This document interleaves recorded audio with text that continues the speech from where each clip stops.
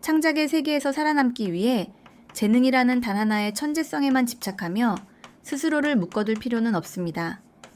오히려 여러 분야의 기본기를 괜찮은 수준까지 고르게 끌어올려두는 편이 더 현실적인 전략입니다. 심리학, 글쓰기, 화술, 디자인 같은 기술들이 당신 안에서 자연스럽게 이어질 때 그것은 쉽게 따라할 수 없는 나만의 힘이 되고 결국 스스로 기회를 끌어오는 힘이 됩니다.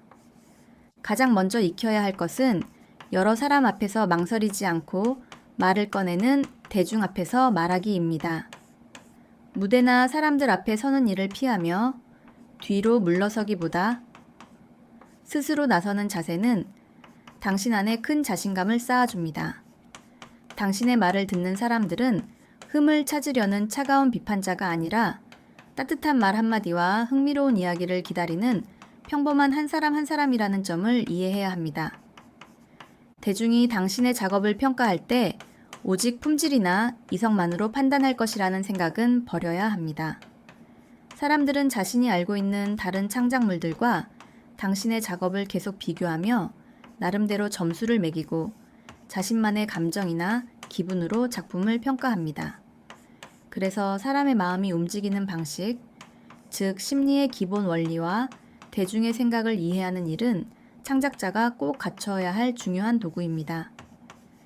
현실의 세계에서 인간의 이성은 결정을 좌우하는 여러 요소 중 아주 작은 부분에 불과합니다.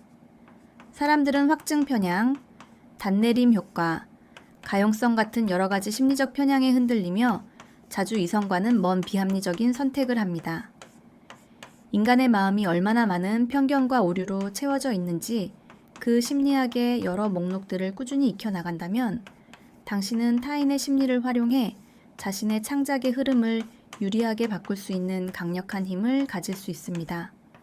누군가에게 내 작업의 방향을 설득하거나 작품의 뜻을 전해야 할 때 글쓰기는 상대의 부담을 줄이는 방향으로 맞춰야 합니다. 수동태로 꼬인 긴 문장은 읽는 사람을 금방 지치게 하고 흥미를 떨어뜨립니다.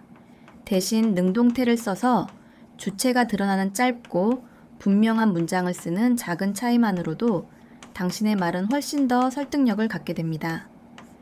간결하고 힘있는 문장을 구사하는 사소한 차이만으로도 당신의 작업은 대중에게 좋은 호소력을 지니게 됩니다. 전문가의 영역이라 여기기 쉬운 회계와 디자인의 기본도 창작자가 직접 다룰 수 있어야 합니다. 돈이 흐르는 방식과 시간의 가치를 스스로 알아야 남에게 창작물의 권리와 주도권을 빼앗기지 않습니다. 또한 디자인은 여백을 쓰는 방법이나 시선이 편한 배치와 색상 같은 규칙을 이해하면 당신의 결과물을 더 매력적인 모습으로 보여줄 수 있습니다. 우리의 창작물은 세상에 주는 선물과 같습니다. 정성 들여 포장하는 일까지도 우리의 몫입니다. 낯선 사람들과 어울려 대화할 때 중요한 것은 화려한 말이나 과장되어 자신을 꾸미는 자기 표현이 아닙니다. 대화의 핵심은 상대의 마음을 풀고 편하게 만드는 데 있으며 대부분의 사람은 자기 이야기를 하는 것을 좋아합니다. 밝게 웃으며 관심사를 찾기 위해 간단한 질문을 이어가고 조용히 들어주는 것만으로도 당신은 함께 있고 싶은 좋은 대화 상대로 남게 됩니다.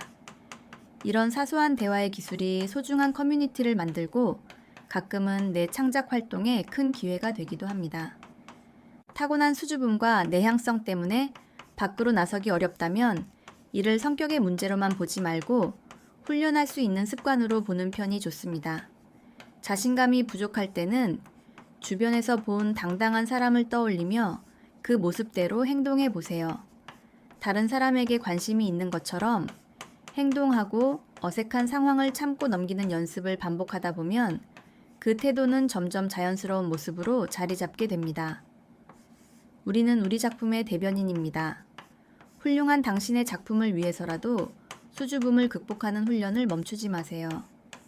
당신의 작업에 필요한 자원을 얻기 위해서는 낯선 상황에서도 사람의 경계를 부드럽게 낮추는 말하는 방식을 익혀야 합니다. 무언가를 부탁할 때는 이유를 살짝 덧붙이거나 상대를 존중하는 정중한 질문으로 조심스럽게 다가가면 거절은 크게 줄어듭니다. 또한 상대의 말을 다시 묻는 질문을 통해 스스로 생각하게 만드는 방법 등 설득력 있게 말하는 방식을 익혀두세요. 어느 순간 작업의 협상에서 빛을 발하는 순간이 찾아올 것입니다. 누군가의 무리한 요구를 끊어낼 때는 길게 설명하거나 방어적인 태도를 취할 필요가 없습니다. 내 기준을 분명히 밝히고 관심이 없다고 차분히 선을 긋는 편이 더 효과적입니다. 불필요한 배려로 내 귀중한 에너지와 상대의 시간을 뺏지 마세요.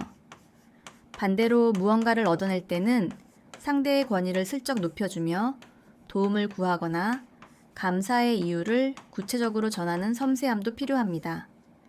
다른 사람에게 내 뜻을 전할 때는 목소리와 톤도 중요한 도구입니다. 무대에 오르기 전 익숙한 노래를 가볍게 흥얼거리며 편한 음역을 찾고 쓸데없는 말 대신 잠시의 침묵으로 흐름을 잡는 연습이 필요합니다. 또한 더 많은 기회를 위해 외국어를 배우고 사람들과 가까워지기 위한 운동이나 새로운 기술을 가볍게 익혀두는 유연함도 중요합니다. 내가 매력적으로 보일 때 내 작품 역시 사람들에게 더 매력적으로 보이는 법입니다. 창작의 세계에서 성공한 사람들을 살펴보면 공통된 행동 방식이 분명히 보입니다. 그들은 두려움을 타고난 약점이 아니라 노력으로 넘어설 수 있는 과정으로 보고 스스로 움직입니다. 또한 분위기를 풀어주는 유머는 지키되 불평이나 과한 자기 비하, 타인을 깎아내리는 태도는 피하며 주변의 좋은 분위기를 유지합니다. 우리가 기다리는 행운의 가장 중요한 본질은 결국 타이밍입니다. 행운은 가만히 숨어있는 사람을 찾아와 주지 않습니다. 많은 시도가 실패로 끝나더라도 기회가 생길 가능성이 높은 자리에서 계속 준비하고 기다려야 합니다. 여러 번의 실패 속에서도 포기하지 않고 끝까지 작업하며 창작의 길을 걷는 사람만이 수많은 시도 속에서 행운의 타이밍을 붙잡을 수 있습니다. 사람은 주변 사람들의 태도와 분위기를 자연스럽게 받아들이며 조금씩 닮아가는 존재입니다. 삶을 더 나은 방향으로 바꾸고 싶다면 의지만으로 버티기보다 내가 원하는 창작자의 모습을 가진 사람들 사이로 들어가 그들과 보내는 시간을 늘리는 편이 더 효과적입니다. 환경과 함께 내 주변의 사람을 바꾸지 않으면 혼자만의 결심으로는 변화에 분명한 한계가 있습니다. 배울 수 있는 좋은 사람들과 함께 하세요. 우리의 목표는 힘든 창작의 과정 속에서도 즐겁고 만족스러운 순간을 계속 만들어가는 것입니다. 우울함이나 무기력은 환경의 문제라기보다 몸의 상태에서 생기는 변화에 더 가깝습니다. 이 상태를 바꾸는 가장 좋은 방법은 머릿속에 있는 생각을 구체적으로 떠올리고 하고 싶은 일을 미루지 않고 바로 시작할 수 있는 시간을 확보하는 데 있습니다. 주체적으로 자신의 삶을 통제할 때 우리는 더 나은 작업을 해나갈 수 있습니다. 뇌의 집중력과 하루의 기분에 가장 빠르게 영향을 주는 것은 아이러니하게도 최근에 먹은 음식입니다. 작업이 잘 풀리지 않고 짜증이 난다면 단순한 기분의 문제가 아니라 점심에 먹은 건강하지 않은 음식 때문일 가능성이 큽니다. 단순 탄수화물을 줄이고 신선한 야채와 과일, 단백질과 지방 위주의 식사를 한 뒤 집중과 기분이 어떻게 달라지는지 직접 확인해 보세요. 작업의 능률도 훨씬 개선되었음을 느낄 것입니다. 그렇다고 몸의 균형을 위해 억지로 식욕을 참고 의지력을 소모할 필요는 없습니다. 의지력은 한정되어 있으니 먹는 것을 참는 데 쓰기보다 중요한 일에 쓰는 편이 좋습니다. 맛없는 음식을 억지로 먹기보다 맛있는 소스를 곁들이는 식으로 같은 재료로 맛을 바꿔 식사를 더 즐겁게 만들어 보세요. 음식을 건강 또는 단순한 즐거움뿐만 아니라 작업을 돕는 에너지로 보는 태도가 필요합니다. 밤에 충분히 자지 못한 다음 날에는 뇌가 배고픔을 더 강하게 느끼게 만들어 과식으로 이어지기 쉽습니다. 몸의 피로가 배고픔처럼 느껴지는 상황을 막으려면 규칙적인 수면이 먼저입니다. 또한 아침에 일어나서 무엇을 하고 어떤 순서로 움직일지 미리 정해두면 사소한 선택에 에너지를 쓰지 않고 하루를 더 안정적으로 시작할 수 있습니다. 창작의 에너지 관리는 필수입니다. 또한 에너지를 생성하는 가장 효과적인 방법이 있습니다. 바로 운동입니다.